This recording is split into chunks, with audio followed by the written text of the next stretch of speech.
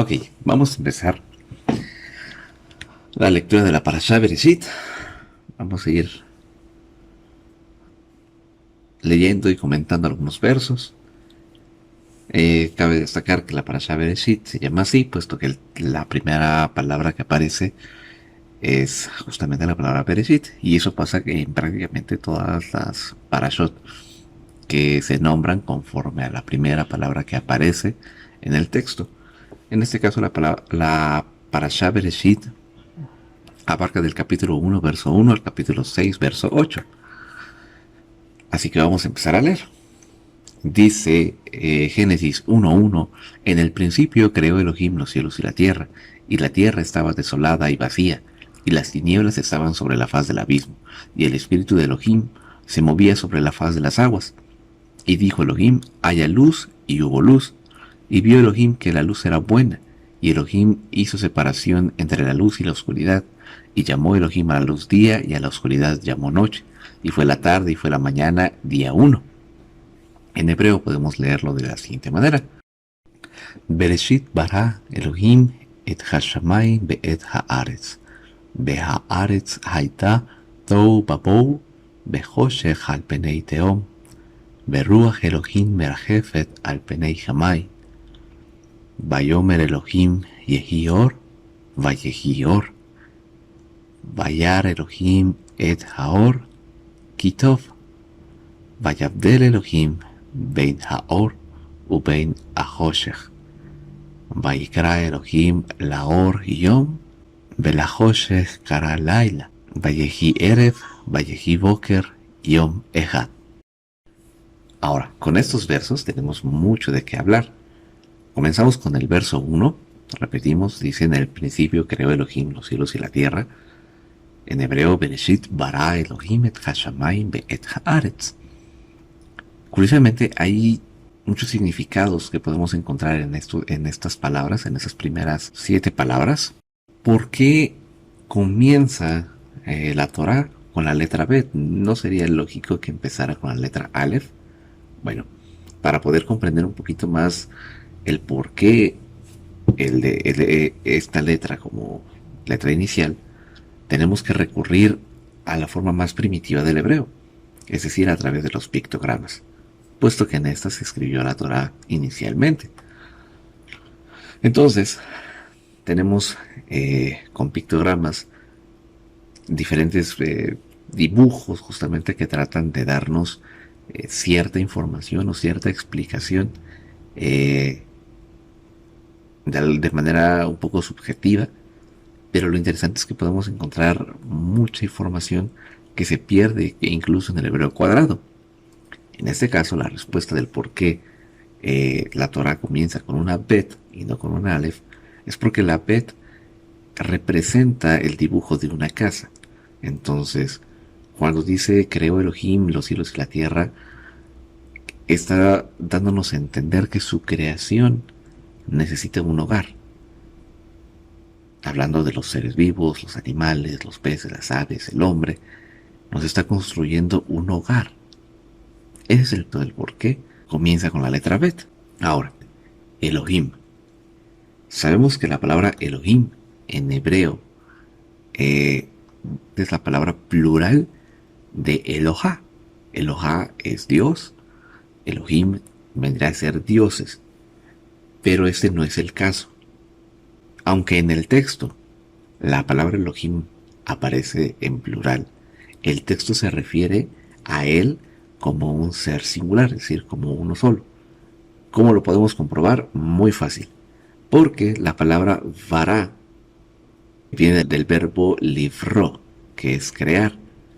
Y esta está conjugado en pasado, está conjugado en singular y en masculino, más no en plural.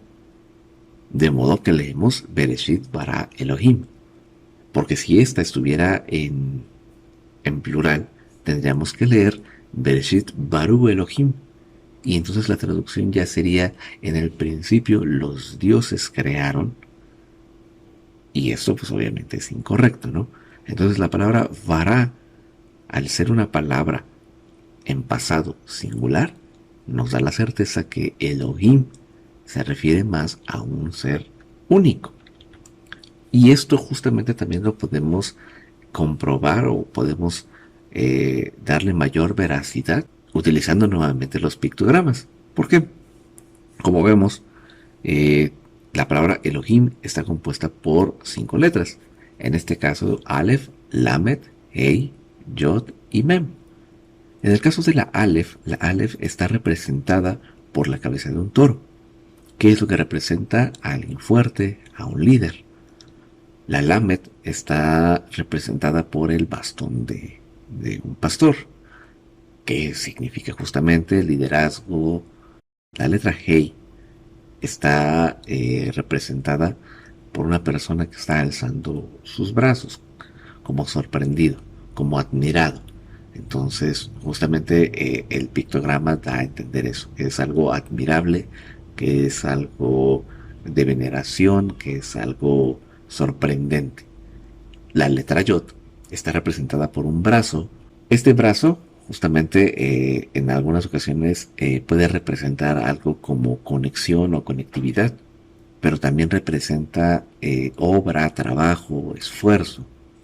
Y la letra Mem está representada por el dibujo de aguas, justamente haciendo referencia a las aguas del océano, que son Maim.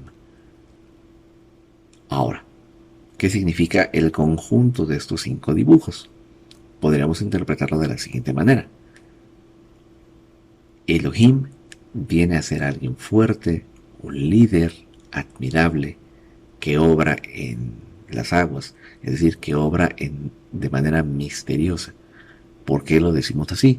Tan simple, nosotros no conocemos la profundidad de las aguas. Entonces la obra que hace el Eterno es tan profunda que no podemos comprenderla. Solamente nos quedamos con lo superficial. Pero realmente el punto más hondo, llamemos así, que tiene las aguas, nosotros no los conocemos. ¿Qué palabra sigue? La palabra et. Elohim, Bereshit bara Elohim et. Et es una preposición, es decir, es una palabra que no tiene ninguna variación y que sirve para señalar, para unir o relacionar palabras, de manera que pasa a ser complemento de la misma, ¿no?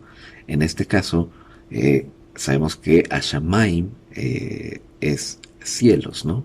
Entonces Et Hashamaim es los cielos, de Et Haaretz, la tierra, ¿no?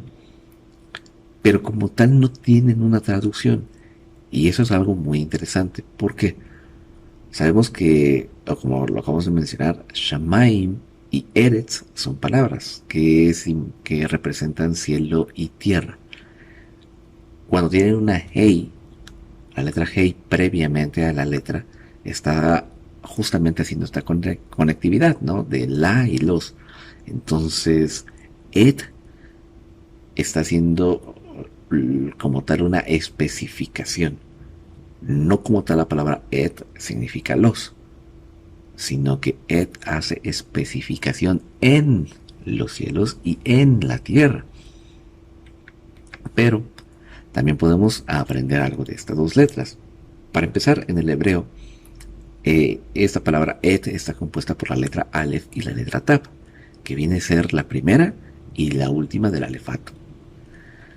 Pero también en el pictograma podemos encontrar que la Aleph, como lo mencionamos hace un ratito, es la cabeza de un toro. Es decir, es alguien fuerte, es un líder.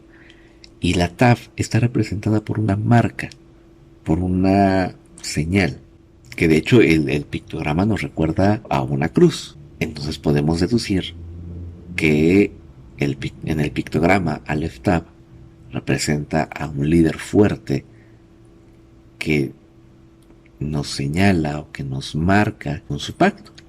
De modo que podemos entender que si Él es nuestro líder, es el primero, es el último, ¿no nos hace esto una referencia a Apocalipsis?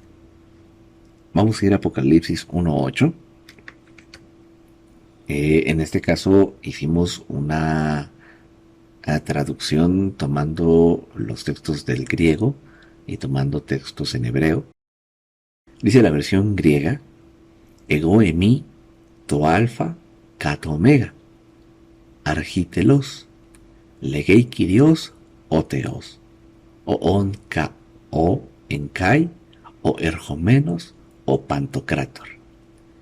Que quiere decir en español, yo soy el alfa y la omega, el principio y fin, dice el Señor Dios, el que es, el que era y el que vendrá, el Todopoderoso. En la versión hebrea tenemos el texto de la siguiente manera: Ania Aleph, Beatav, Rosh Basov, Neum, Yud Hei Bab Hei Elohim, Ahobe Bejayab Beyabo, Elohei Tsebaot. En español es yo soy el Aleph y la Tav, principio y fin, dice Yud Hei Bab Hei Elohim, el que es, el que era y que vendrá, Elohei de los ejércitos. Entonces, por todo lo que hemos platicado, podemos interpretar las palabras Elohim et de la siguiente forma: como el líder fuerte, admirable, que obra más allá de nuestro entendimiento, aquel que nos lidera con su pacto, el primero y el último. Entonces, regresando al texto, dice que la tierra estaba desolada, estaba vacía. Entra aquí una pregunta muy importante: ¿por qué estaría desolada y vacía? ¿No se supone que el Eterno hace todo bien, hace todo bueno, hace todo correcto? ¿Por qué en este caso la creación tendría que estar de esta manera, desolada, desordenada, vacía? Dice, las tinieblas estaban sobre la faz del abismo. E incluso esta parte de esta oración nos recuerda a lo que hablan los profetas acerca de la caída de Satán. Él era un ángel y que quiso subir al trono, que quiso tomar el lugar del Eterno, e incluso convenció a la tercera parte del cielo, y el Eterno los expulsa de su presencia, ¿no? Entonces muchos creen que al momento de expulsarlos, vienen a esa tierra que se convierte en una tierra inhóspita, en una tierra desolada. Sin embargo, el mismo verso nos dice, y el espíritu de Elohim se movía sobre las faz de las aguas. Y esto también es muy interesante, porque aquí se menciona justamente el tema de el espíritu, ¿no? En hebreo se dice Berruach Elohim. Ruach, la palabra Ruach tiene que ver con viento, con soplo. Ruach Elohim, el espíritu de Elohim. Sabemos que la misma escritura dice que la tierra no es un lugar que digamos, pueda soportar la presencia del Eterno. Es decir, si Él descendiera aquí a la tierra, no podría contener la tierra su esencia. Sin embargo, dice el espíritu de Elohim, el soplo de Elohim. Por eso hacemos mención de la palabra Ruach, que se movía sobre la faz de las aguas. Recordemos que las aguas, el agua como tal, el elemento del agua, representa la palabra del Eterno, ¿no? De ahí que de hecho en Sukkot mencionábamos el tema de que Yeshua se levanta el último día de la fiesta y dice, si alguien tiene sed, venga a mí y beba, porque como dice la escritura, que saldrían ríos de agua viva, o sea, ríos de su palabra, de su espíritu. Y dijo Elohim, haya luz, y hubo luz. Entonces vemos que aquí el primer elemento de la creación es la luz. No hay un objeto que emane esa luz. No hay un sol, no hay estrellas. ¿De dónde provenía esta luz? No dice la escritura, lámpara es a mis pies, a tu palabra, y lumbrera a mi camino. O sea, tu palabra es luz. Yeshua dice, yo soy la luz. El verso 4 dice, y vio Elohim que la luz era buena, y Elohim hizo separación entre la luz y la oscuridad. En hebreo, la palabra bueno es la palabra tov, ¿no? Vayar Elohim es ahor ki tov. Y vio Elohim que la luz era buena. En hebreo es el Strong 2896. que significa bien, significa bueno, algo mejor, agradable y que cumple un propósito. ¿Cuál es la función de la luz? Disipar la oscuridad. De ahí por eso vemos que en el verso 4 justamente dice, y Elohim hizo separación entre la luz y la oscuridad. Podemos leer en el verso 5, dice, Elohim llamó a la luz día, Yom, y a la oscuridad la llamó noche, Laila, ¿no? E incluso aquí vemos la estructura, digámoslo así, de los días, puesto que dice, y fue la tarde, Vayehi Erev, y fue la mañana, Vayehi Boker, Yom Echad, el día 1. Entonces, desde Génesis 1, verso 5, podemos entender cómo funcionan los días hebreos, siendo estos de ocaso a ocaso, de tarde a tarde.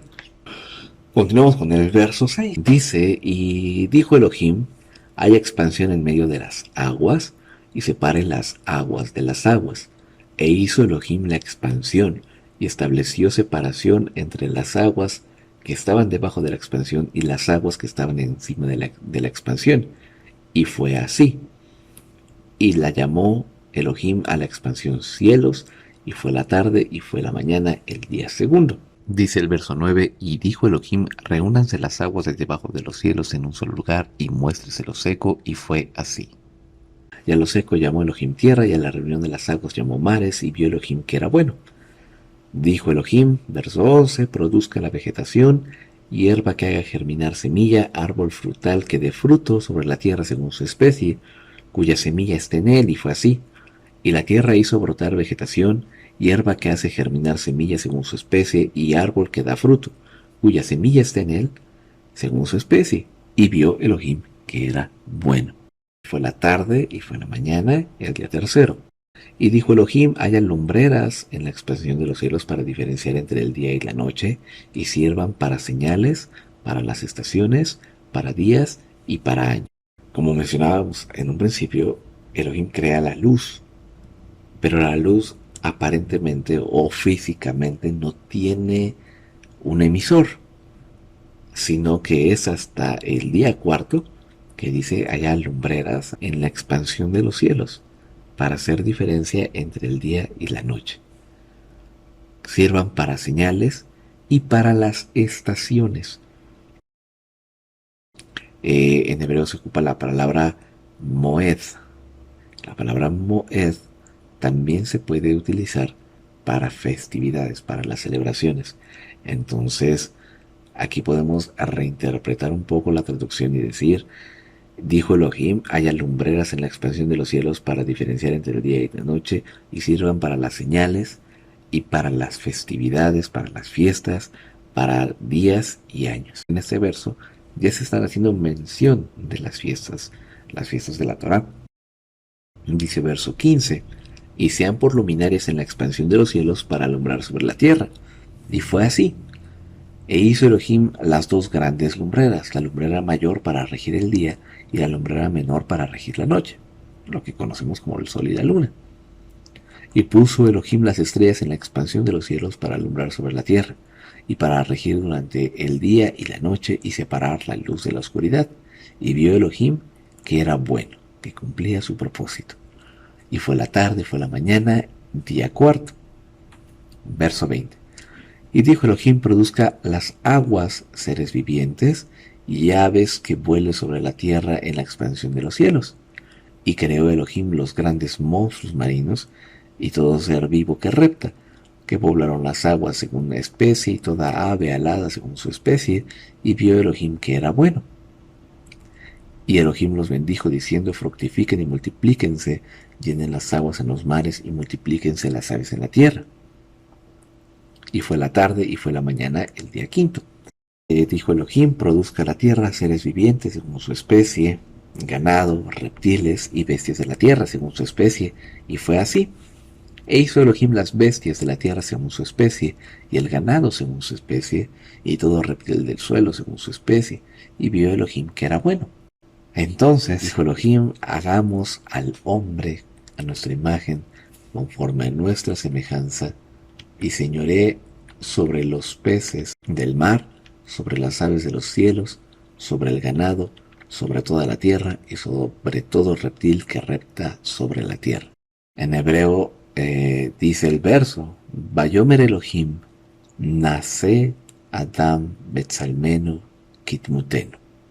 Hagamos al hombre a nuestra imagen conforme a nuestra semejanza. En este verso podemos encontrar el verbo lazot, que es hacer. Y este está conjugado en futuro y está conjugado en plural. De modo que la traducción es hagamos o haremos. Nace. De hecho, también esta palabra nace es conocida cuando el pueblo de Israel está sobre el monte Sinaí, bueno, está en el monte Sinaí, y dice nace benishma, haremos y oiremos, ¿no? Nace. La pregunta aquí es, ¿a quién se dirigió Elohim? Si estamos hablando en un principio de que es un ser singular, que es único. Para poder entender este verso, vamos a ir a Juan 1.1. Y que justamente Juan quiso, o bueno, Yohanan, quiso hacer una referencia justamente a este pasaje, a este libro, comenzando justamente con las mismas palabras, en el principio. En hebreo lo leemos así, Bereshit haya hadabar, behadabar haya im ha-Elohim, belohim haya hadabar. Es decir, en el principio era la palabra y la palabra estaba con Elohim y Elohim era la palabra. De hecho, también podemos verlo esto en la traducción del griego. En griego dice en arge, en ologos, ka ologos, en pros tonteón, kateos en ologos. Es decir, en un principio era el logos. Y el logos estaba ante Dios. Y el logos era. Y Dios era el logos. Logos se ha traducido como verbo, pero también la palabra logos puede traducirse como palabra. ¿Y quién es la palabra? ¿Quién es el logos? Sino el mismo Mesías. ¿Quién es Yeshua? Entonces, en el verso 26 dice, y dijo Elohim, podríamos interpretarlo así, y dijo Elohim a Yeshua, hagamos al hombre a nuestra imagen conforme a nuestra semejanza. Y el verso 27, y creó Elohim al hombre a su imagen, a imagen de Elohim lo creó, macho y hembra los creó. Dice el verso 28, y Elohim los bendijo, y les dijo Elohim, fructifiquen y multiplíquense, llenen la tierra y sométanla, dominen sobre los peces del mar, las aves de los cielos y sobre todo ser vivo que se mueve sobre la tierra. Y este es prácticamente el primer mandamiento que vemos escrito en los rollos de la Torah. Fructifiquen y multiplíquense y llenen la tierra y sométanla. Es decir, diríjanla, tomen poder sobre ella, ¿no? En este verso podemos entender que el hecho de decir sométanla, dominen sobre los peces y las aves y sobre todo ser vivo, tiene que ver también justamente con cuidar, con proteger. Entonces el poder, más allá de ser un beneficio, es una responsabilidad. Dice el verso 29, y dijo Elohim, he aquí les he dado toda hierba que produce semilla, que está en la faz de toda la tierra, y todo árbol en el que hay fruto, que produce semilla, y este les será por alimento. Y a toda bestia de la tierra, y a toda ave de los cielos, y a todo lo que repta sobre la tierra, en los cuales hay vida, toda hierba verde les será por alimento. Y fue así. Y vio Elohim todo lo que había hecho, y aquí era bueno en gran manera. Y fue la tarde y fue la mañana, el día sexto. Y fueron acabados los cielos y la tierra y todo su ejército. y en el día séptimo acabó su labor que había hecho, y en el día séptimo cesó de toda labor que había hecho, es decir, se detuvo. Y bendijo Elohim el día séptimo y lo santificó, porque en él cesó Elohim de toda su obra que había creado al actuar. Vemos la bendición que da el Eterno al día séptimo, al día de reposo, Yom Shabbat. De hecho, justamente cuando dice porque en él cesó, dice, la palabra cesó tiene que ver con dejar de hacer, parar, detenerse, lo mismo que significa la palabra Shabbat. Y un pequeño resumen. A 7 días de la creación. La creación de la luz fue en el día primero, Yom Echad, o también conocido hoy como Yom Rishon, lo cual lo podemos ver en Génesis 1, del verso 3 al verso 5. La creación del cielo y el mar fueron creados en el día segundo, Yom Sheni, y eso lo podemos ver del verso 6 al verso 8. La creación de la vegetación fue hecha en el día tercero, Yom Shlishi, que lo podemos leer de los versos 9 al 13. En el cuarto día, Yom Revi, se crea el firmamento, ¿no? Y eso lo vemos de los versos 14 al 19. Seguido de la creación de las aves y los peces en el quinto día, Yom Hamishi, los cuales están del verso 20 al verso 23. La creación de los animales y el hombre en el día sexto, en Yom Shishi, y día de reposo, Yom Shabbat. Génesis 2, del 1 al 3. Génesis 2, del verso cuarto al verso 19. Dice, tales son los orígenes de los cielos y la tierra cuando fueron creados. No había aún ninguna planta del campo, ni había brotado aún en la tierra ninguna hierba del campo, porque Yud-Hei Bab-Hei Elohim no había hecho llover sobre la tierra, ni había hombre para que la labrara del suelo, sino que subía de la tierra un vapor que regaba la superficie del suelo. Entonces vemos aquí en el verso 5, por primera vez, las letras o las siglas Yud Hei Bab Hei. Esto lo podemos ver en hebreo, justamente dice Behol Shiach Asadeh Terem Yije Baaretz Behalesef Asadeh Terem Yitzma Kilo Imtir Yud Hei Bab Hei Elohim Al Haaretz Beadam Ain Labot en Haadama. En la mayoría de los textos vemos el nombre del Eterno con 3 vocales, que si nosotros las leyéramos, tendríamos que pronunciar la palabra Jehová o Jehová. Pero es correcta esta pronunciación, es cierta. Se dice que la introducción de las vocales, de los Nikutot, fue realizada entre el siglo VIII y el siglo XII por un grupo que eran los masoretas. Y ellos, digamos, lo hacía a propósito, incluyeron estas vocales.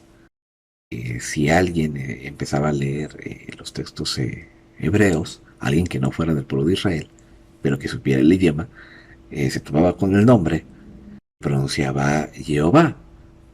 De hecho, al momento de ser justamente traducida a latín, pues obviamente cambian la yod, o en este caso podríamos decir la i, por una j.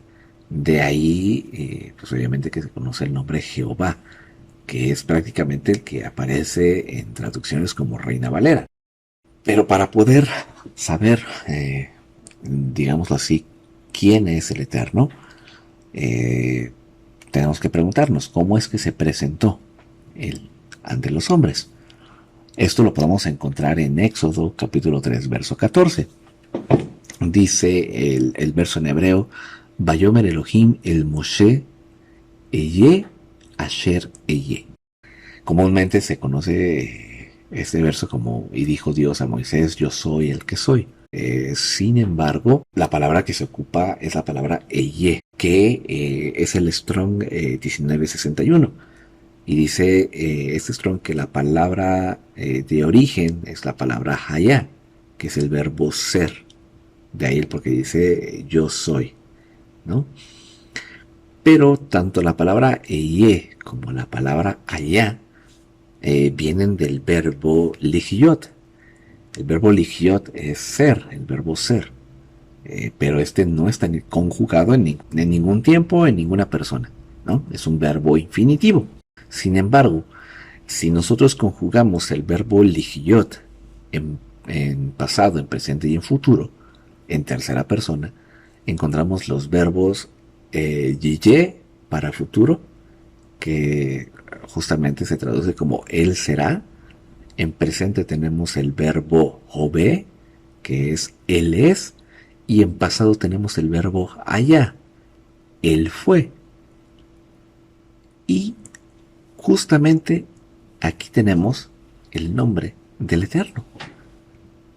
Por eso nosotros decimos, cuando vemos el nombre, decimos Yud Hei Bab Hei únicamente. ¿Por qué? Porque Yud Hei Bab Hei es un acrónimo de estos tres verbos. ¿Qué fue lo que hicieron los masoretas? Ellos tomaron algunas letras de estos verbos y tomaron las vocales de estos verbos. De modo que en el verbo ye tenemos la yod, la hei y la vocal e.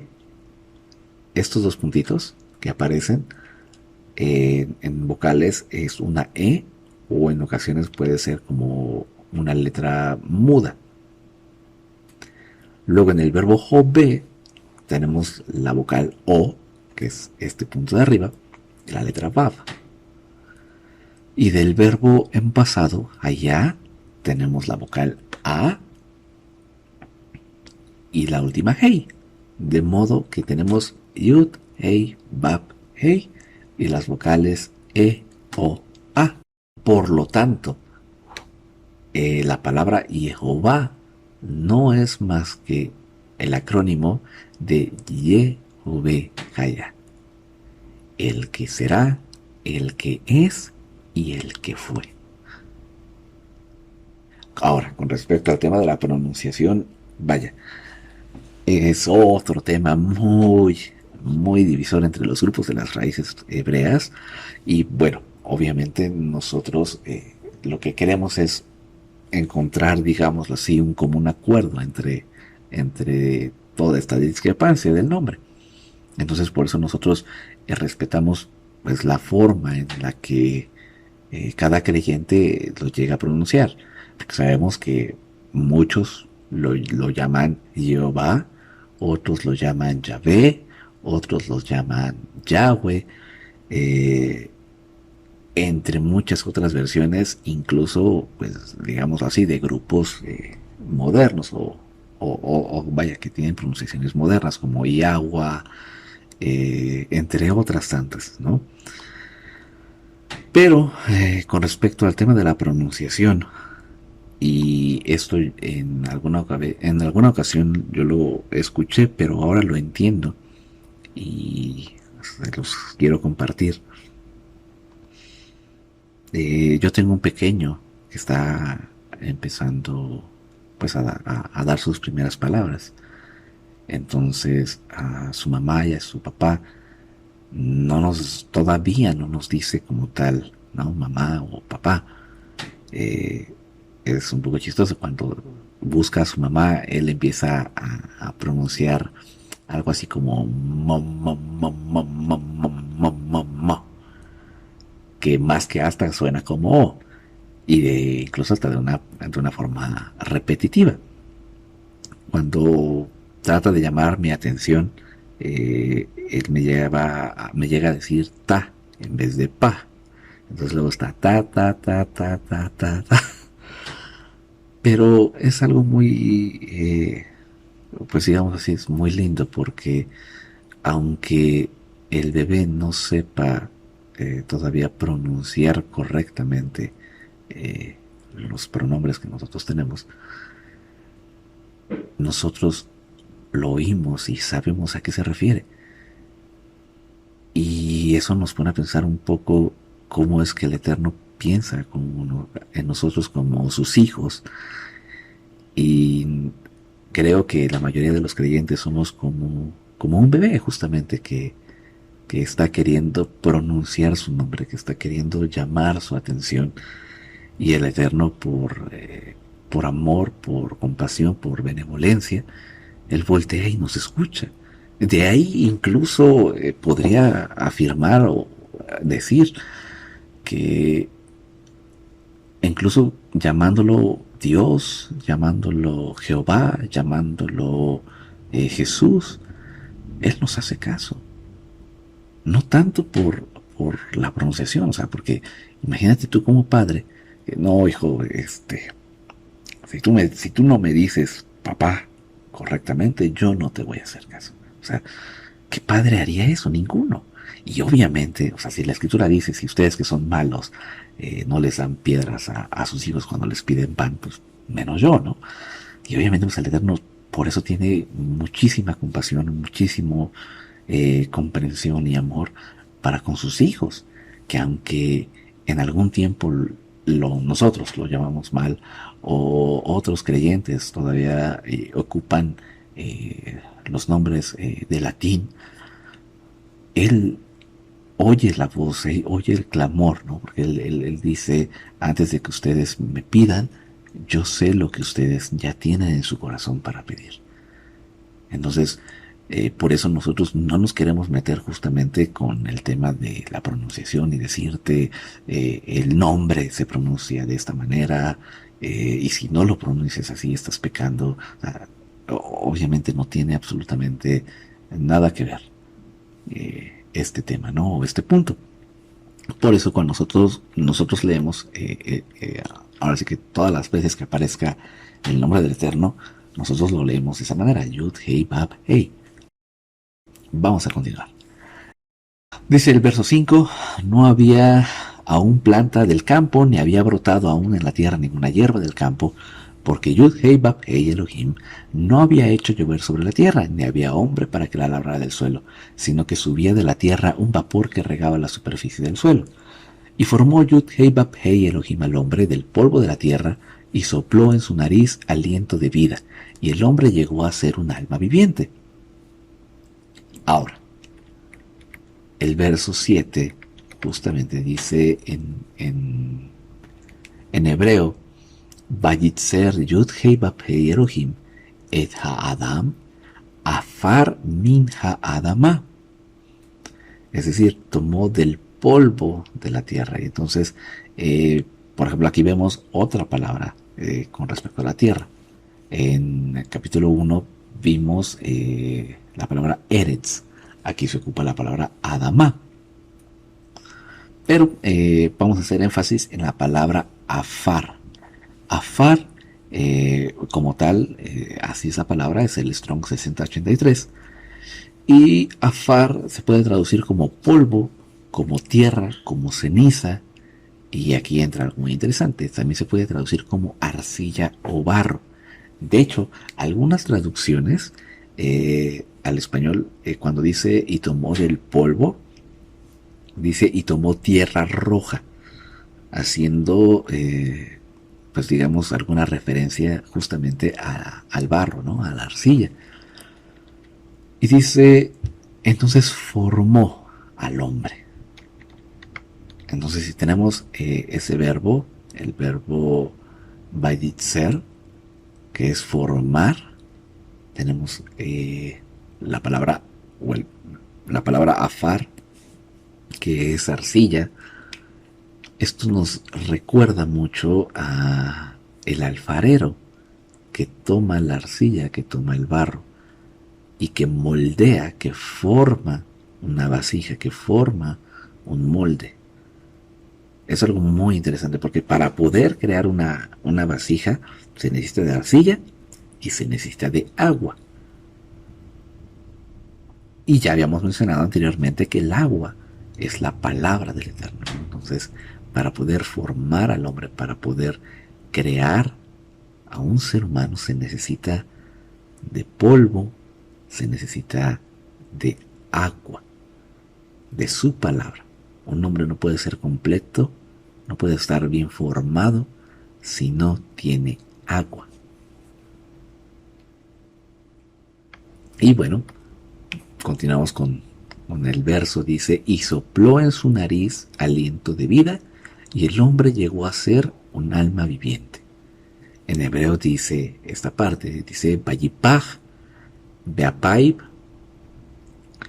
Nishmat Haim, Vayehi Haadam, Lenefesh Haya. La palabra Vayipach es el Strong 5301, que viene de la palabra Nafaj, que es soplar, que también se puede traducir como afligir, para respirar, o como golpe, es decir, es un soplo fuerte, ¿no? Es un soplo rápido y fuerte. ¿A qué nos recuerda esta parte de soplar, ¿no? Vaipaj, justamente a la imagen de un shofar. De hecho, para los judíos, el shofar está relacionado mucho con el hombre, puesto que el shofar es un hueso, ¿no? Está hecho de hueso, tiene cartílagos, tiene ciertas venas, o sea, tiene sangre, tiene cuerpo, pero el shofar por sí solo no tiene vida, sino que es al momento de tocarlo, al momento de soplar, al momento de vaipaj, ¿no? de nafaj, de soplar en él, que tiene sonido, ¿no? que le da vida a ese shofar. Entonces, de la misma manera, el Eterno sopla en la nariz del hombre aliento de vida. Nishmat Haim es las palabras que aparecen, justamente Nishmat, Neshama, aliento, soplo. Y dice, y el hombre, Adam, llegó a ser un alma, Nefesh. Dice el verso 8, y plantó Yud-Hei Bab-Hei Elohim un huerto en Edén, al oriente, y puso allí al hombre que había formado. Yud-Hei Bab-Hei Elohim hizo brotar de la tierra todo árbol agradable a la vista y bueno para comida, y en medio del huerto estaba el árbol de la vida y el árbol del conocimiento del bien y del mal. Y del Edén salía un río que regaba el huerto, y desde allí se dividía en 4 cauces. El nombre del primero era Pishón. Este es el que rodea toda la tierra de Havilá, donde se halla el oro, y el oro de aquella tierra es bueno. Allí hay bedelio y piedra ónice. El nombre del segundo río era Gijón. Ese es el que rodea toda la tierra de Cus. El nombre del tercer río era Hidekel, que fluye al oriente de Asiria. Y el cuarto río era el Perat, es decir, el Éufrates.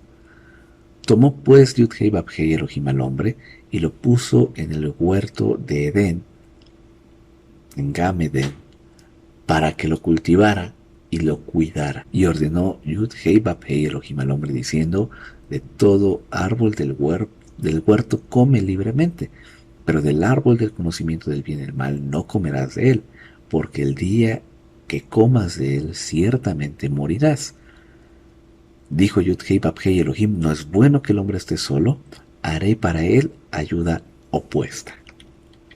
Y como lo mencionábamos al principio, nosotros tratamos de hacer esta, digámoslo así, esta traducción, justamente rescatando un poquito, ¿no?, las palabras que están en hebreo.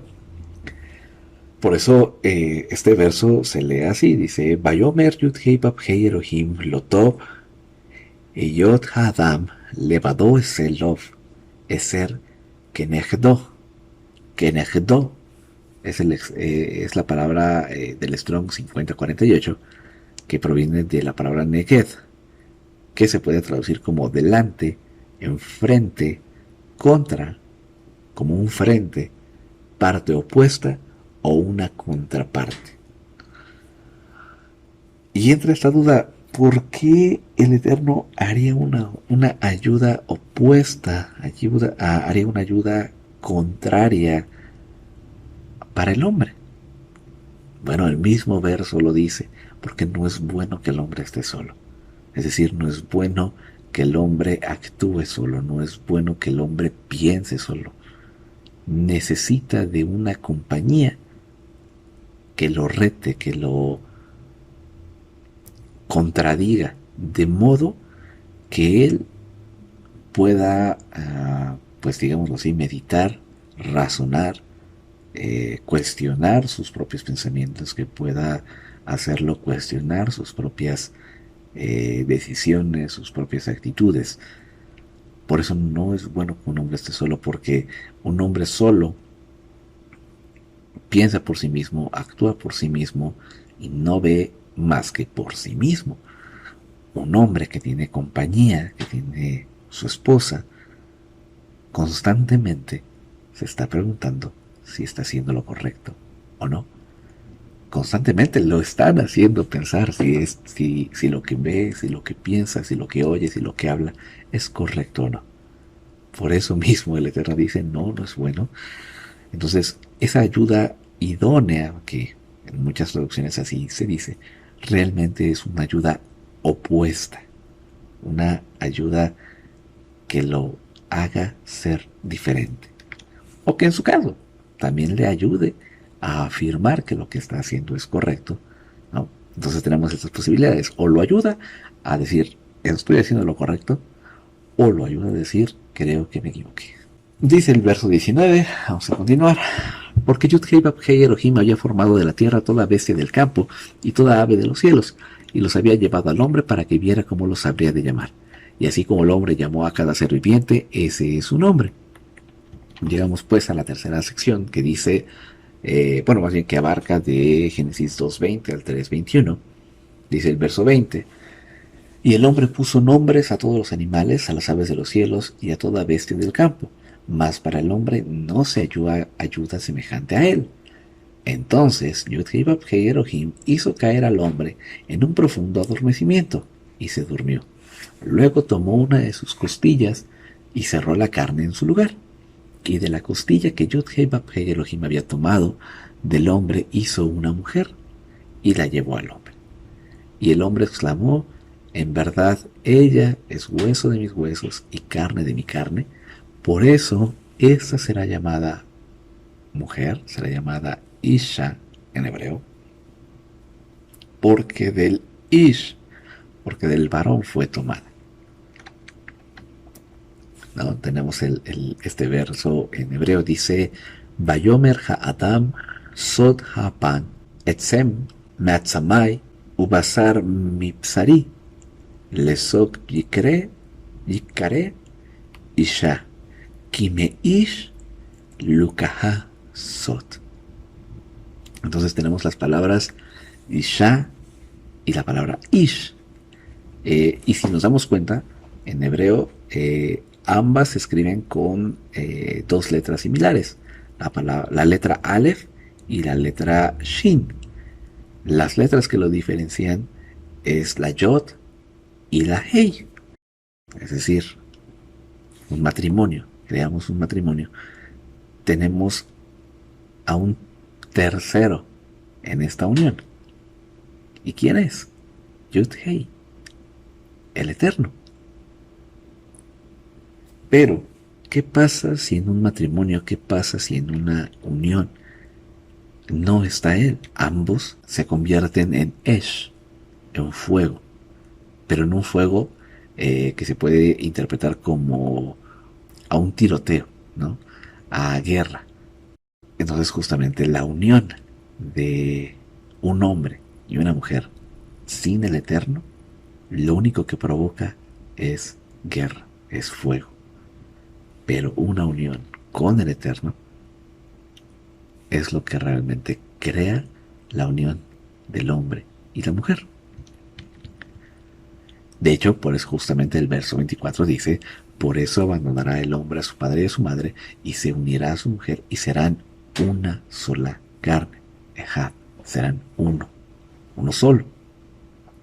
Y bueno, aquí podemos hablar muchísimo del matrimonio, los procesos, ¿no? Que justamente el ser humano tiene que pasar. Dice, por eso abandonará el hombre a su padre y a su madre. Y esto de abandonará no se refiere a dejarlos en cuanto a nunca volver a estar con ellos, a nunca visitarlos, a nunca verlos, no, sino abandonará el concepto de vivir bajo el, la autoridad, ¿no? de su padre y de su madre. Es decir, dejará su hogar, dejará su casa, la casa de sus padres, dice, y se unirá a su mujer. Es decir, se casarán, eh, incluso también se puede interpretar como estarán en intimidad y serán una sola carne. Cuando hacemos esa mención de y serán, quiere decir que se refiere a futuro. Es decir, la unión de un matrimonio, aunque obviamente en las nupcias, eh, dicen, no, aquí está el novio, la novia, y ahora son un matrimonio. El hecho de decir y serán una sola carne, justamente tiene que ver con el pensamiento a futuro, con el hecho de decir serán uno en cuanto a su manera de pensar, serán uno en cuanto a su manera de sentir, serán uno mismo. Dice el verso 25, y el hombre y su mujer estaban ambos desnudos y no se avergonzaban.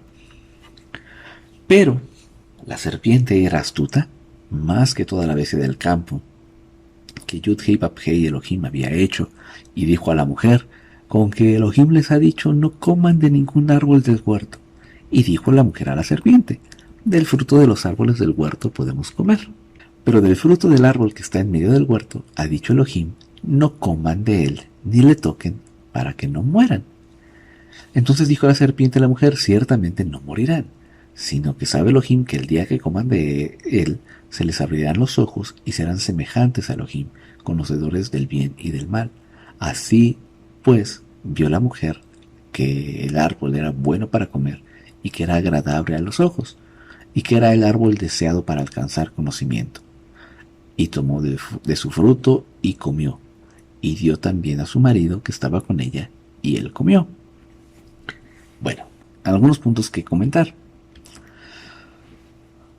Le pregunta la serpiente a Eva que, vamos a leer el verso, dice, con que Elohim les ha dicho no coman de ningún árbol del huerto.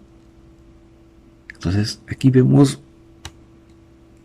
básicamente la técnica o el método justamente que la serpiente, que el adversario ocupa para tentarnos a los seres humanos.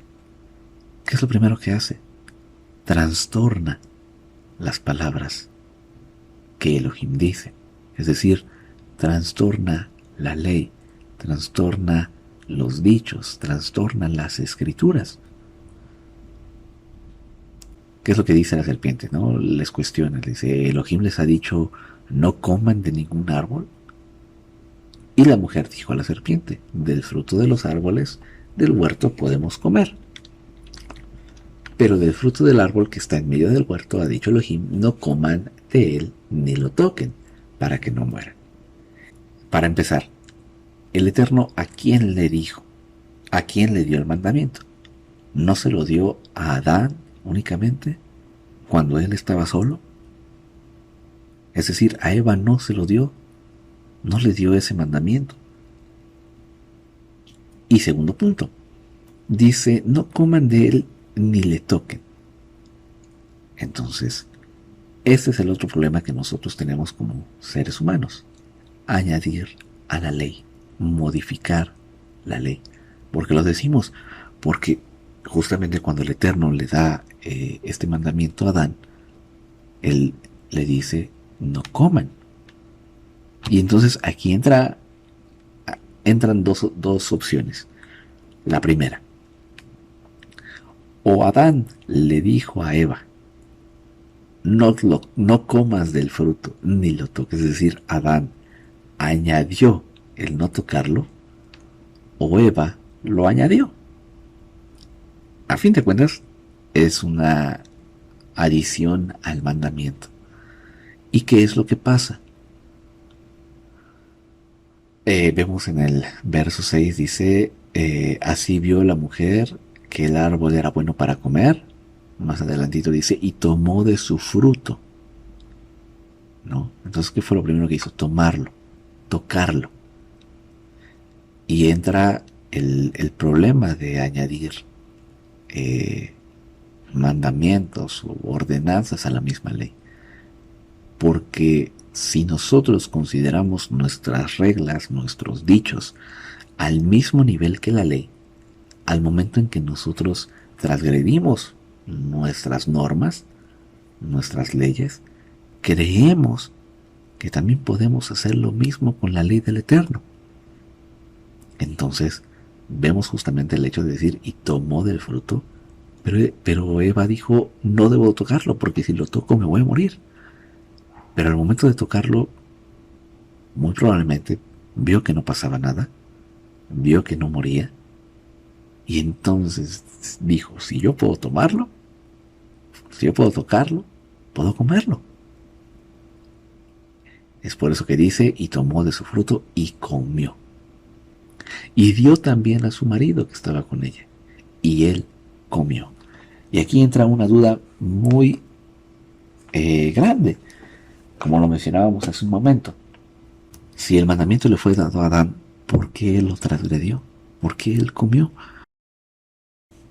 De entrada también vamos a tocar un punto. Dice el verso 3, no coman de él ni la toquen para que no mueran. ¿Sabían Adán y Eva qué era la muerte? En ese momento no existía la muerte, no había muerto ningún animal, no había muerto ningún ser humano, eran los únicos dos. Entonces, ¿qué era la muerte? Realmente era algo que no entendían. Y bueno, ¿por qué Adán come?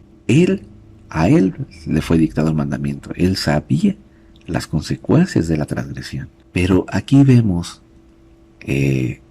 una de las tantas sombras de lo que es el Mesías. ¿Y por qué lo mencionamos? Sabemos que en la Escritura se dice que hubo un primer Adán y que hay un segundo Adán. Entonces, de alguna u otra forma, la obra que él hace en este momento es una sombra profética de lo que hace el Mesías.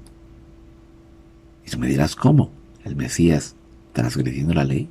No, no. Más bien, lo que pasa es que tienes al novio, tienes al esposo, tienes al varón, viendo cómo su esposa, como su mujer, como su novia, transgredió la ley. Y él prefiere morir por ella que vivir sin ella. Del mismo modo, Yeshua, el Mesías, tomó la maldición, tomó los pecados de la novia, de su pueblo, y él prefirió morir en lugar de la novia. Dice el verso 7, entonces los ojos de ambos fueron abiertos y se dieron cuenta de que estaban desnudos. Dice el capítulo 2, verso 25, y el hombre y su mujer estaban desnudos y no se avergonzaban. Y entonces vemos en el capítulo 3, verso 7, dice, entonces los ojos de ambos fueron abiertos y se dieron cuenta de que estaban desnudos. Se dieron cuenta. ¿Cómo es que se dieron cuenta si desde un principio ya estaban desnudos? Decía el texto que estaban desnudos y que no se avergonzaban. Entonces, ¿cómo es que se dieron cuenta? Bueno, entra aquí algo también muy interesante. Se dice que, y vamos a leer un poquito más adelante, en el verso 8, vamos a leer, dice, yo era el sonido de Elohim caminando en el huerto a la brisa del día. Entonces, eso quiere decir que Adán y Eva convivían con Elohim, estaban con Elohim. ¿Qué pasó con Moisés cuando él estuvo 40 días y 40 noches en el monte Sinaí? ¿Qué pasó con su rostro? Resplandecía de luz, porque estaba conviviendo con él. Y también entra otro punto. ¿Por qué en este caso a los levitas, a los Juanim, les exige una vestidura que cubra todo su cuerpo, que es solamente, podríamos decir así, la única piel que podrían mostrar es su rostro y sus manos? ¿Por qué mandaría esto si en un principio crea al hombre sin ningún tipo de vestimenta?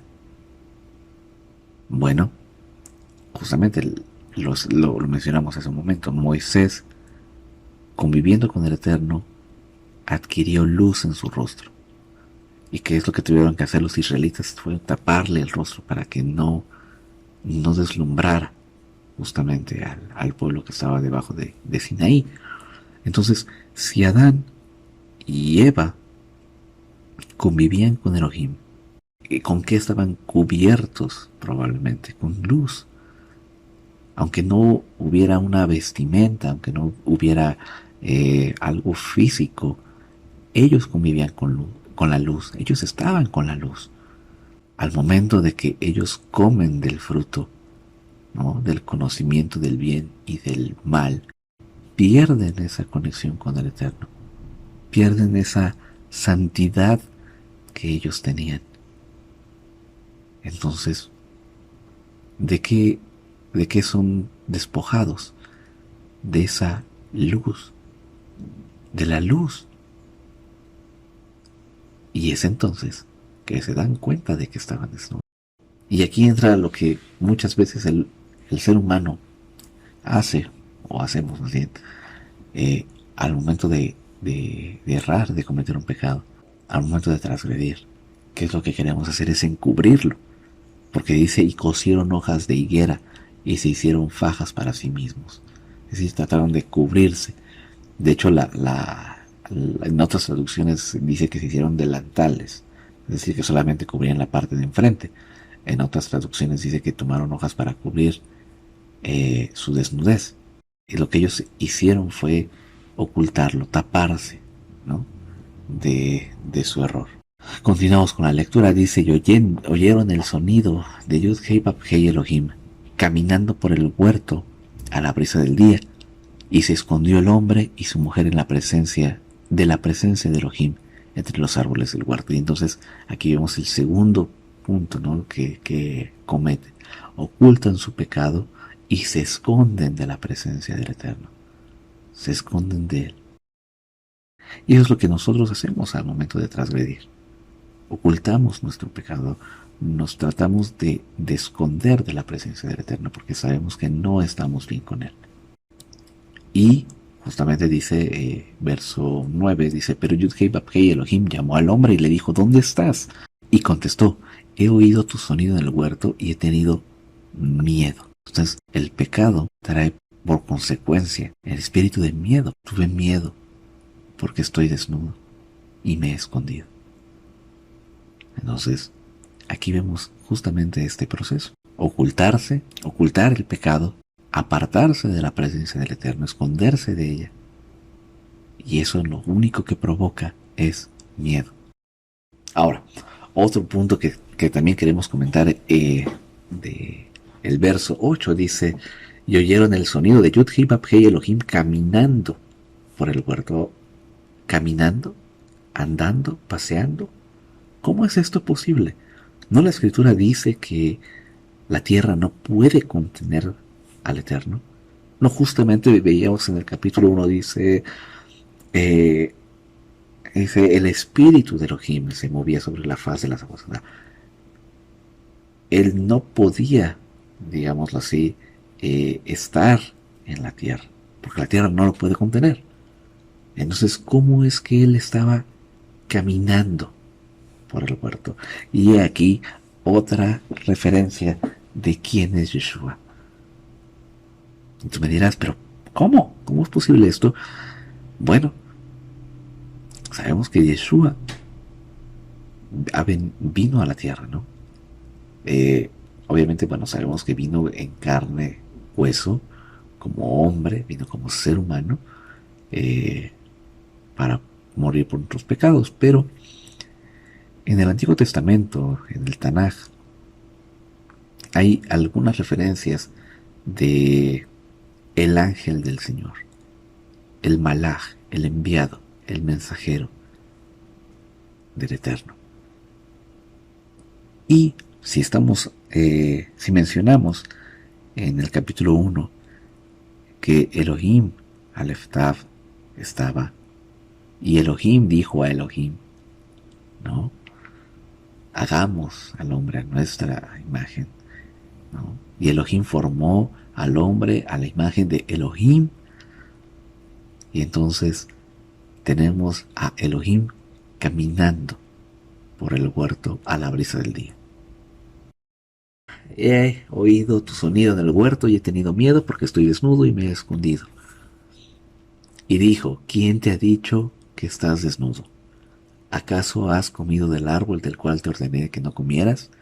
Y dijo el hombre, la mujer que pusiste conmigo, ella me ha dado el árbol del árbol y he comido. Y dijo Yud-Hei Bab-Hei Elohim a la mujer, ¿qué es esto que has hecho?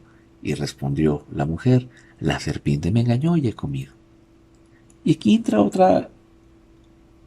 otro punto interesante. Dice el mandamiento que no podían comer del fruto porque en el momento en el que ellos comieran, morirían. Entonces, lógicamente, ¿no tendrían ya que estar muertos Adán y Eva? ¿Por qué el Eterno se detiene a preguntarles que acaso no Él es omnisciente y omnipresente? Es decir, Él lo sabe y lo ve todo.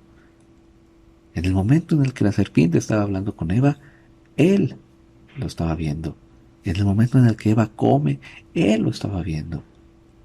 En el momento en el que le da a su marido, Él lo estaba viendo. ¿Por qué hace estas preguntas?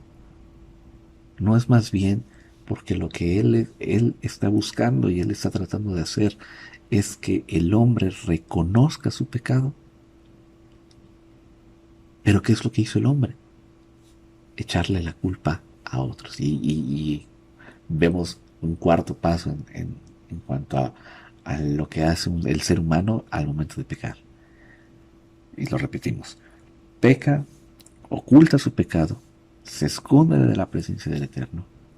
Viene a él espíritu de miedo y se justifica echándole la culpa a otros. Cuando el Eterno lo único que quería era escuchar, yo pequé, ¿no? Y vemos este paralelo justamente con Saúl y con David. Cuando Saúl pecaba y el profeta llegaba con él y le decía, ¿qué has hecho? Que no tome para sí botín. Y entonces Saúl toma botín, toma mujeres, toma animales. Se justifica diciendo, hey, es que esto yo lo quería dar en sacrificio para el Eterno. O sea, lo estoy haciendo con una buena intención. Se está justificando, ¿no? Sin embargo, cuando vemos que David peca y llega Natán, le dice ciertamente peca, o sea, reconoce quién es él. Y eso era lo que esperaba en ese momento de Adán, que reconociera su pecado. Sin embargo, repetimos, pues él lo que hace es echar la culpa a otro, en este caso a Eva.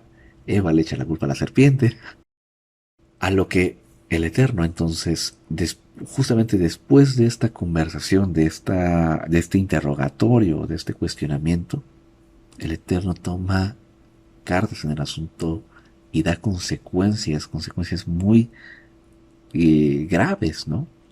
Dice el verso 14, entonces dijo Yud-Hei Bab-Hei Elohim a la serpiente, por cuanto has hecho esto, maldita tú entre los seres animales, entre todos los animales, y entre todas las bestias del campo, sobre tu vientre andarás y polvo comerás todos los días de tu vida.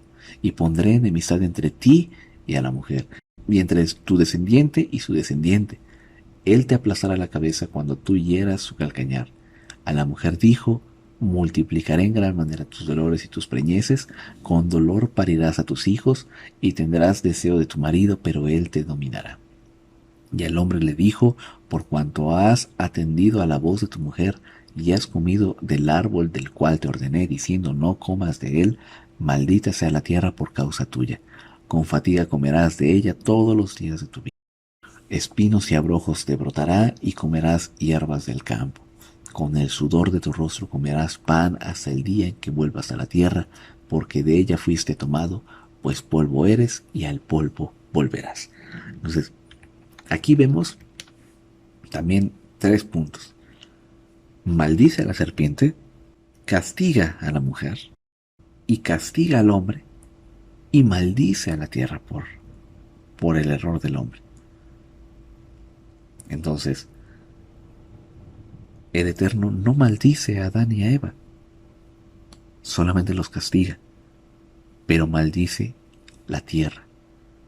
Y obviamente maldice a la serpiente directamente, porque fue quien nos hizo pecar. Dice el verso 20, dice: y el hombre llamó el nombre de su mujer Java, Eva, por cuanto ella llegó a ser madre de todo viviente.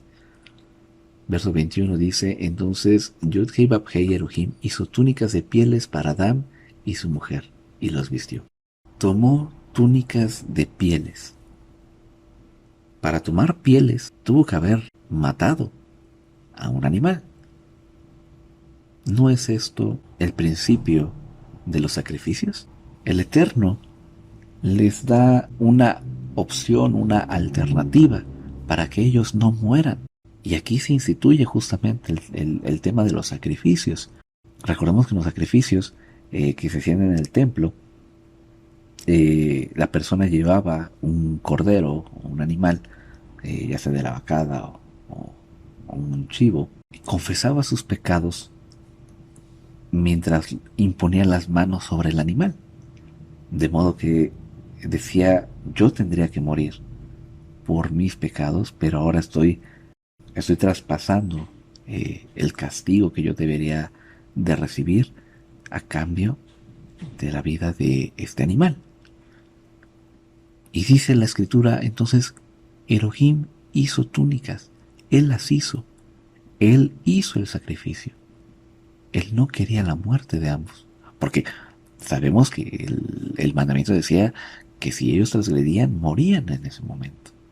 Pero el Eterno no quiere eso, no quiere,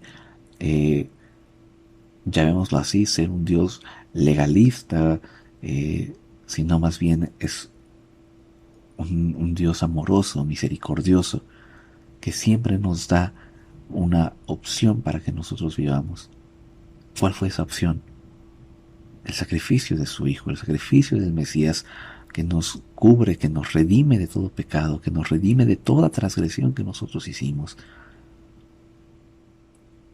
Y entonces, con ese sacrificio, con la piel del animal, es que viste a Adán y a su mujer. Es que les da estas vestiduras, es que los cubre de su vergüenza, es que los cubre de su desnudez. Y así el Mesías nos cubre a nosotros.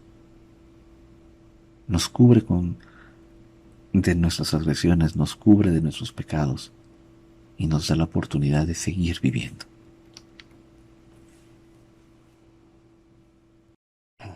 Llegamos a la cuarta sección, Génesis 3:22 al capítulo 4, verso 18. Dice el verso 22: y dijo Yud-Hei-Bab-Hei Elohim: ciertamente el hombre ha llegado a ser como uno de nosotros, conocedor del bien y del mal. Y ahora, no sea que extienda su mano y tome también del árbol de la vida, y coma y viva para siempre. Y Yud-Hei-Bab-Hei Elohim lo expulsó del huerto del Edén para que trabajara la tierra de donde había sido tomado. Así pues expulsó al hombre y situó querubines al oriente del huerto del Edén, con la espada flameante que revuelve para guardar el camino del árbol de la vida.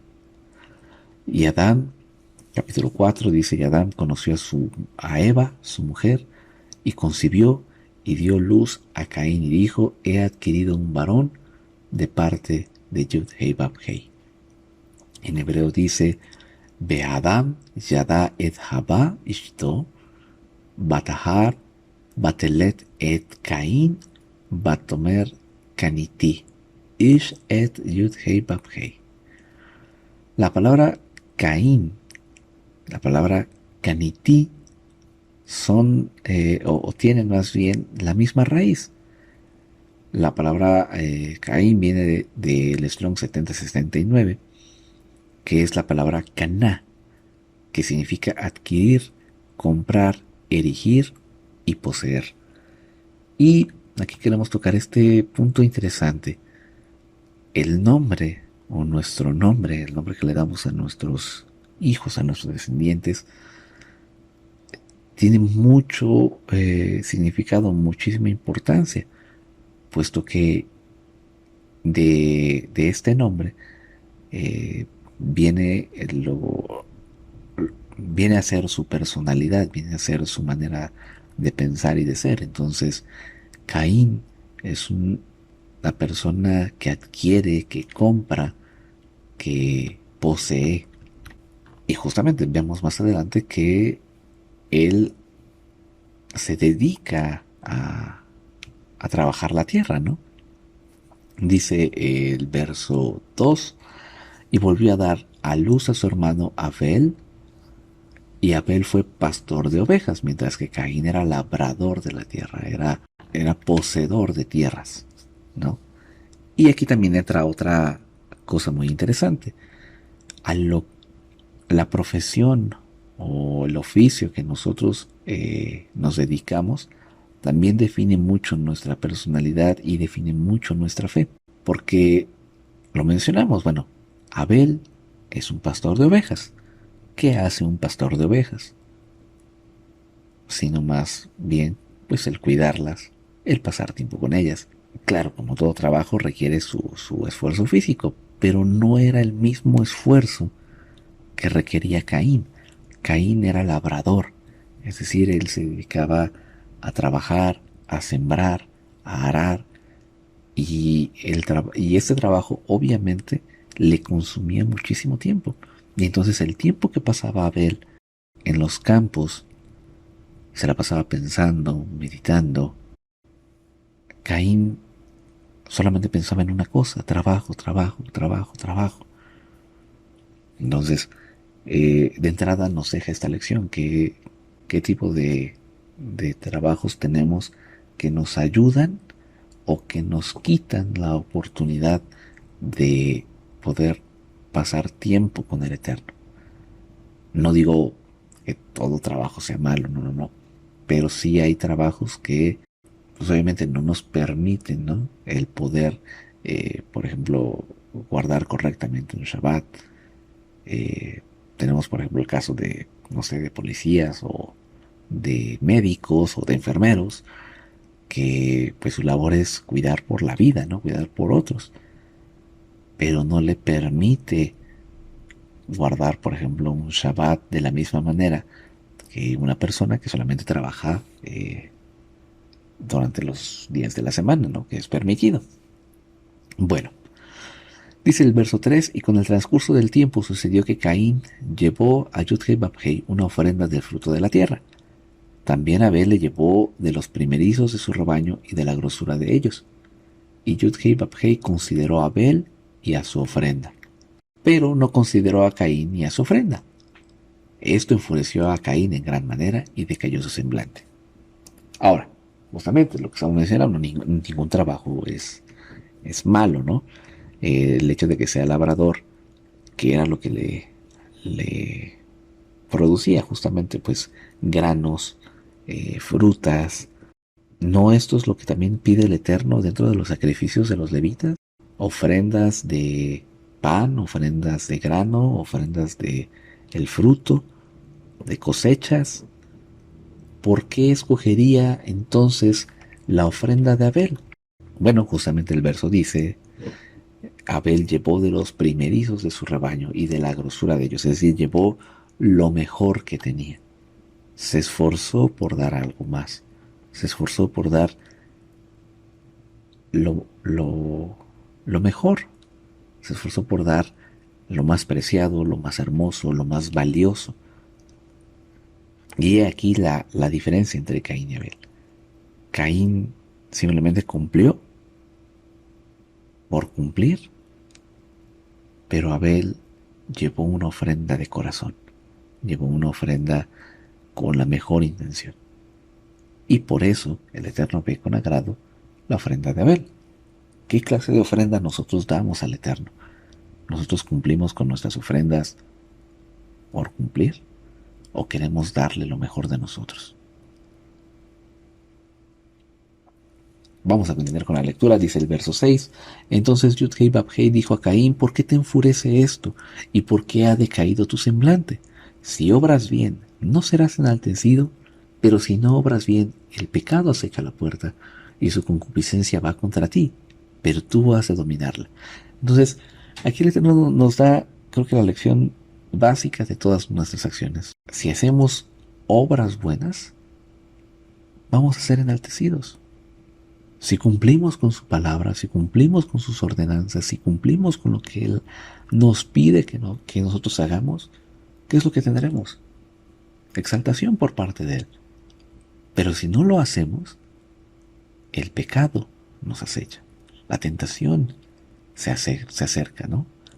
Por eso dice, y su concupiscencia va contra ti. Dice, pero a pesar de todo, tú tienes que dominarla, tú tienes que vencerla.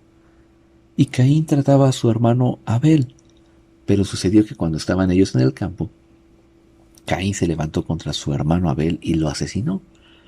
Entonces Yudhei Babhei dijo a Caín: ¿dónde está tu hermano Abel? Y él respondió: no sé, ¿acaso soy yo guardián de mi hermano? Pero él le dijo: ¿qué has hecho? La voz de la sangre de tu hermano clama a mí desde la tierra. Y entonces aquí vemos nuevamente al Eterno tratando de hacer reflexionar al hombre. Lo vimos con Adán, ¿no? ¿Qué fue lo que hiciste? ¿Comiste del fruto? ¿Qué pasó en este caso con Caín? ¿Qué hiciste con tu hermano? ¿Dónde está? Caín pudo haber respondido: yo lo maté. Pudo haber confesado su pecado. Sin embargo, Caín, lleno de orgullo, dice: no lo sé, ¿no? ¿Acaso yo soy guardián de mi hermano? O sea, todavía yo tengo que cuidarlo, todavía yo tengo que ver por él. Entonces, ¿qué fue lo que hizo con el Eterno? Se puso, diría el dicho, se puso al tú por tú. No hubo ninguna muestra de dolo, no hubo ninguna muestra de arrepentimiento por parte de él. Por lo que el Eterno le dice: la voz de la sangre de tu hermano clama a mí. O sea, yo sé lo que hiciste, yo vi lo que tú hiciste. No me quieras ver la cara, ¿no? Ahora maldito seas tú desde la tierra, la cual ensanchó su boca para recibir de tu mano la sangre de tu hermano. Y justamente lo que mencionábamos hace un momento. A Adán lo castiga y maldice la tierra, pero no lo maldice a él. Pero por el orgullo de Caín, maldice el Eterno a Caín. De modo que, vemos en el verso 12, dice: cuando trabajes la tierra, no te incrementará su fuerza, errante y fugitivo serás en la tierra. Y dijo Caín al Eterno: grande es mi iniquidad para soportarla, o sea, grande es mi castigo. ¿Por qué no clamó por perdón? El corazón de Caín no era eh, en ningún momento pasivo, no fue en ningún momento reflexivo de lo que estaba haciendo. En vez de pedir perdón, le dijo a Dios: ahora sí te pasaste con el castigo. O sea, ¿no? Dice el verso 14: si me expulsas hoy de sobre la faz de la tierra, de tu presencia estaré oculto, seré errante y fugitivo en la tierra, y sucederá que cualquiera que me encuentre me matará. Y vemos justamente esa comprobación. Él no está pidiendo perdón, él no se está arrepintiendo de lo que hizo. Él dice: de tu presencia estaré oculto, y yo seré errante y seré fugitivo. Entonces, él está aceptando, él está de alguna manera de acuerdo, porque él no está buscando la forma de arrepentirse. Porque bien él pudo haber dicho: Señor, tomo un animal, tomo una ofrenda, en vez de mí, que él muera, ¿no? Él no hizo eso, él dijo: Sí, soy yo, sí lo soy y estaré lejos de ti. Entonces dijo el Eterno, en verso 15, ciertamente cualquiera que mate a Caín 7 veces será castigado, y puso Yud-Heh Vavheh a Caín una señal a fin de que no le hiriera cualquiera que lo encontrara. Y aquí entra un punto que muchas personas que no están conformes con la palabra del Eterno y que la cuestionan y que son ateos, dicen, mira, o sea, ¿de dónde salen estos hombres que dice que lo pueden matar? ¿No se supone que nada más existían Adán, Eva y que tuvieron a Caín y Abel? Bueno, lo vamos a ver más adelante. Dice la escritura que Adán y Eva tuvieron muchísimos hijos, ¿no? Tuvieron hijos e hijas. Sin embargo, esta historia, pues es eso, es justamente una historia enfocada en dos de estos, de sus hijos, en estos dos, para darnos esta lección.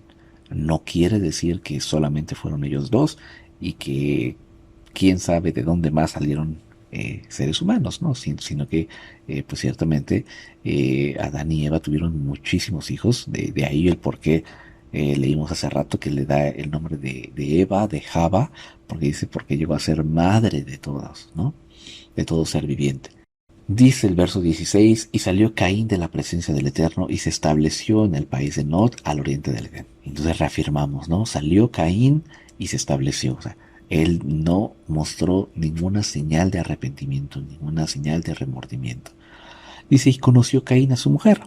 Lo que comentamos, ¿de dónde salieron las mujeres? No, no, pues justamente eran hijos o tal vez eran sobrinos de, bueno, que eran hijos de Adán y Eva o sobrinos de Caín, es decir, hijos de sus hermanos, ¿no?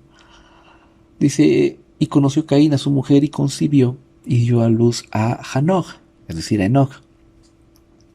Y cuando estaba edificando una ciudad, llamó el nombre de la ciudad como el nombre de su hijo, Enoch.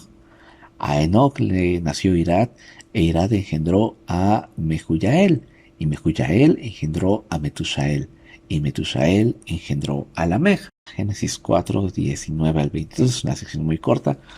Dice, y tomó Lamech para sí dos mujeres. El nombre de la primera era Ada y el de la segunda era Tzila.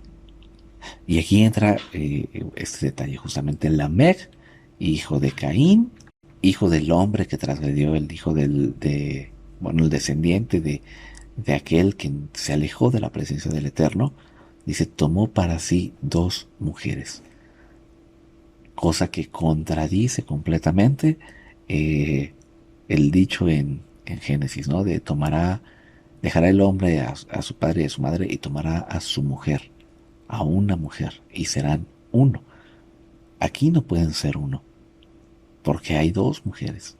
Entonces, digámoslo así, no hay un mandamiento explícito o literal que prohíba el tomar dos esposas. Prohíbe tomar dos hermanas como esposas, pero no prohíbe tomar dos esposas como sí. Y tristemente, pues muchas personas malinterpretan digámoslo así, este vacío legal para decir, mira, si puedo tener dos, puedo tener tres, puedo tener varias mientras yo las pueda mantener, pero va justamente en contra de la idea o del concepto original, que solamente sea una mujer y un hombre. Entonces, bueno, por eso vemos que esta sección es un poquito corta, porque se hace mucho énfasis en decir que Lamec tomó dos mujeres, ¿no? Dice el verso 20, y Ada dio luz a Yabal, quien fue el antepasado que habitaban en tiendas y crían ganado. De modo que, justamente al ser un descendiente de Caín, a eso se dedicaba, a edificar tiendas y a criar ganado, a tener posesión, a tener tierras, a tener animales. Y eso con que conlleva a justamente tener trabajadores. De ahí se puede interpretar el tener esclavos, lo que se hacía esa práctica en aquellos días. Y no tenían tiempo, ¿no? Para con el Eterno. Dice el verso 21, y el nombre de su hermano era Yuval, quien fue el antepasado de los que tocan el arpa y la flauta. Y justamente muchos comentaristas dicen el hecho de que diga que tocaba arpa y flauta, es decir, era músico, era una persona, digámoslo así, del espectáculo, de la farándula, ¿no? El entretenimiento. Entonces, trabajo y entretenimiento son cosas que nos alejan mucho del Eterno. Y lo vemos hoy en día, ¿no? Como la música del mundo no habla más que de pecados, de transgresiones, de muerte, de fornicaciones, adulterios. ¿Hijos de quién serán?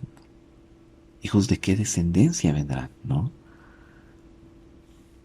Dice verso 22, también Sila dio a luz a Tubal-Caín, forjador de toda herramienta de bronce y de hierro.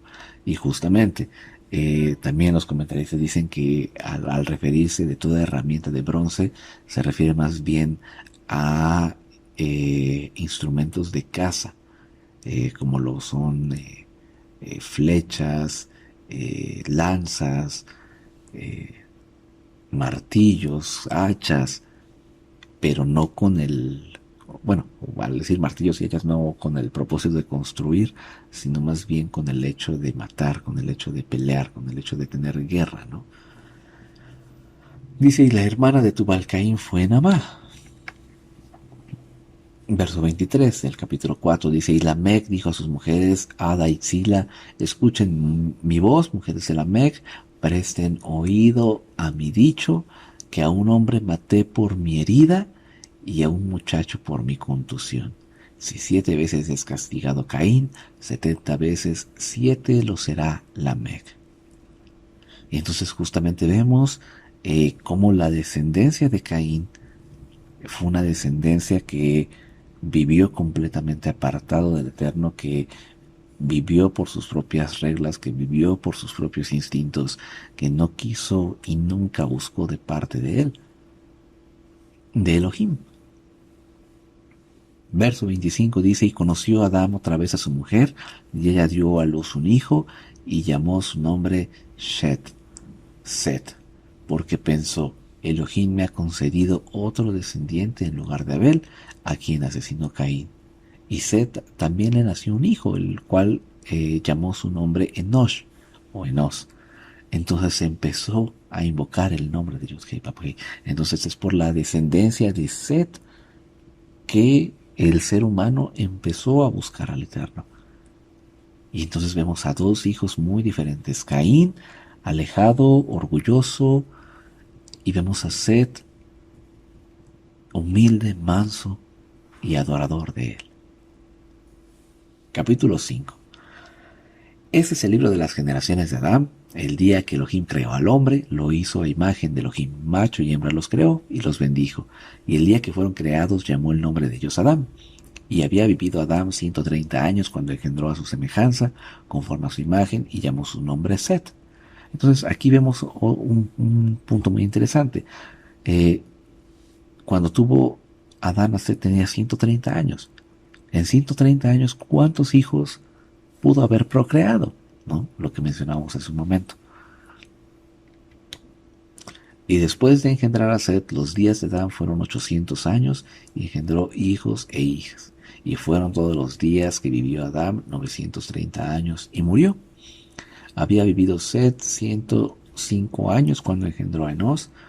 Y vivió Set después de engendrar a Enos 807 años y engendró hijos e hijas y fueron todos los días de Set 912 años y murió.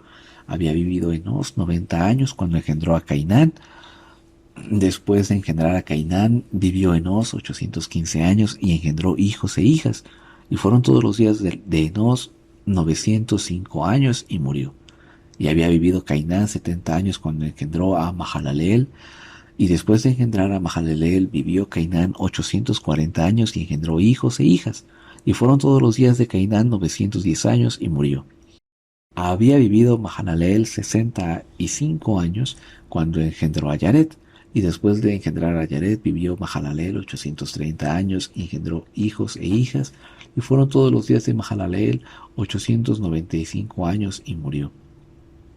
Había vivido Yared 170 años cuando engendró a Enoch, y después de engendrar a Enoch, vivió Yared 800 años y engendró hijos e hijas, y fueron los días de Yared 970 años y murió. Había vivido Enoch 75 años cuando engendró a Matushalah, y anduvo Enoch con a Elohim 300 años después de haber engendrado a Matushalah, engendró hijos e hijas, y fueron todos los días de Enoch 365 años. Y Enoch anduvo con Elohim y desapareció porque lo arrebató Elohim. Llegamos a la séptima sección, Génesis 5:25 al 6:8, la última de la parashá. Había vivido Matushalah 187 años cuando engendró a Lamec, y después de engendrar a Lamec, vivió Matushalah 782 años y engendró hijos e hijas, y fueron todos los días de Matushalah 969 años y murió. Había vivido Lamec 180 años cuando engendró un hijo, y llamó su nombre Noah, Noé, diciendo: Él nos aliviará de nuestras obras y fatigará de nuestras manos de la tierra que maldijo Yud-Hei Bab-Hei. Y después de engendrar a Noé, vivió Lamec 595 años y engendró hijos e hijas. Y fueron todos los días de Lamec 777 años y murió. Era Noé de 500 años cuando engendró Noé a Shem, a Ham y a Jafet, es decir, a Sem, a Cam y a Jafet. Aconteció que cuando la humanidad comenzó a multiplicarse sobre la faz de la tierra, les nacieron hijas, y los hijos de Elohim vieron que las hijas del hombre eran hermosas y tomaron para sí mujeres entre todas las que habían escogido. Y bueno, justamente vemos aquí el inicio de la raza de los Nefilim, los hijos de Elohim, es decir, los ángeles caídos, aquellos que se rebelaron en el pasado, vieron a las hijas de los hombres y entonces tomaron para sí mujeres. Entonces dijo el Eterno, verso 3, mi espíritu no permanecerá para siempre con el hombre, pues ciertamente él es carne y sus días serán 120 años. En aquellos días y también después, los nefileos estaban en la tierra, pues toda vez que los hijos de Elohim se llegaban a las hijas de los humanos, les engendraban hijos, y esos eran los poderosos que desde la antigüedad fueron varones de renombre. Vio entonces Yud-Hei Bab-Hei que la maldad del hombre se había multiplicado en la tierra y que toda forma de pensamiento de su corazón era solamente el mal continuamente. Y Yud-Hei Bab-Hei sintió pesar de haber hecho al ser humano en la tierra y se entristeció en su corazón. Y dijo Yud-Hei Bab-Hei, borraré sobre la faz de la tierra los seres que he creado, desde el humano hasta la bestia, el reptil y las aves de los cielos, pues me pesa haberlos hecho. Pero Noé halló gracia ante los ojos de Yud-Hei Bab-Hei. Bueno, en este último pasaje podemos ver ciertos puntos. Como estábamos leyendo, la descendencia o las generaciones de Adán cada vez empezaron a vivir menos en la mayoría de los casos.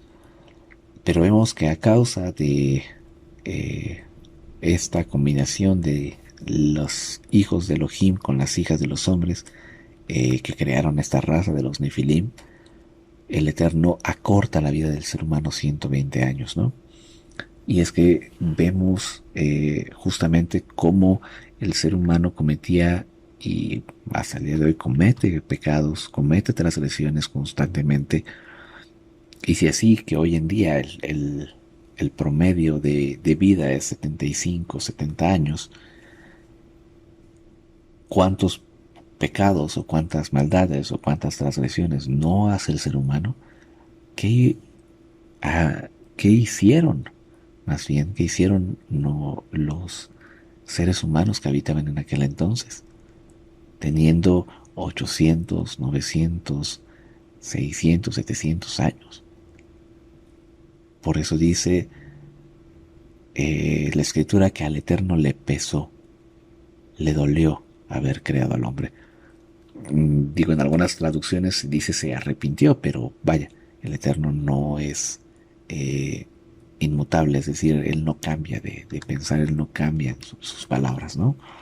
Por eso creemos que una correcta traducción es sintió pesar, sintió dolor, sintió eh, un peso muy grande por haber hecho al hombre, ¿no? Y el verso 8 concluye con esto, dice, pero Noé halló gracia ante los ojos de Yud-Heh-Vav-Heh. Y eso lo veremos en la siguiente parashá, que la escritura dice que él era perfecto. Y muchos comentaristas dicen que se refiere a que él no estaba contaminado con la sangre de los nefileos. Es decir, eh, él no se había allegado, ni su descendencia, más bien ni sus padres se habían llegado a los ángeles, ¿no? Con esto concluimos con la lectura y con algunos comentarios que hicimos acerca de la parashá. Esperamos que, a pesar de ser podríamos decir así, un estudio un poco pesado, un poco largo, eh, podamos aclarar ciertos puntos. Digo, lo mencionamos en el transcurso del tema, hay mucho que todavía que rascar en estos pasajes, pero esperemos primeramente en Eterno poder hacerlo en un futuro. Que el Eterno les bendiga y les guarde en este Shabbat.